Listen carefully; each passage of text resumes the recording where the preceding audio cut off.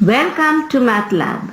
Today, you're on your journey to discover more about percentage using area models.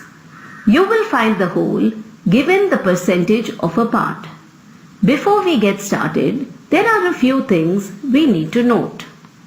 Percent indicates a special type of fraction in which the value given is a measure of the number of parts in every 100 parts that is to be used.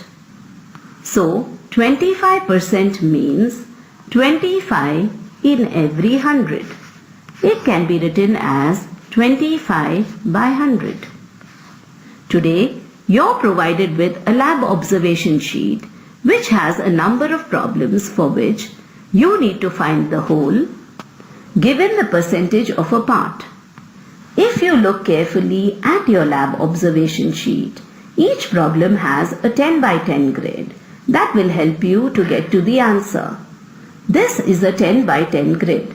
There are 100 small squares in this grid. If I shade one small square, it represents 1 out of 100, that is 1%. What does this picture represent? I have shaded 10 squares. Is it not 10 by 100 or 10%? How will you represent 15% in this grid? Yes, by shading 15 squares out of 100 squares, we can represent 15%. Now, what does this picture represent? I have shaded all the 100 squares. Is it not 100 by 100, which is nothing but 100%? So, the entire 10 by 10 grid represents the whole or the number we need to find in each case. Let us consider the following problem. 20% of what number is 30?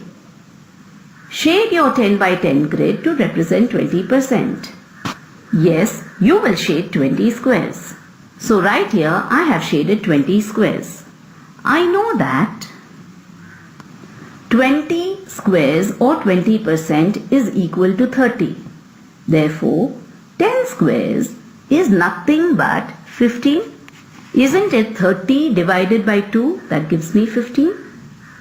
Now that I know 10 squares is 15, can I find the value of 100 squares? Is it not 150? It is enough for me to multiply the answer for 10 squares by 10. Now, the entire 10 by 10 grid represents 150.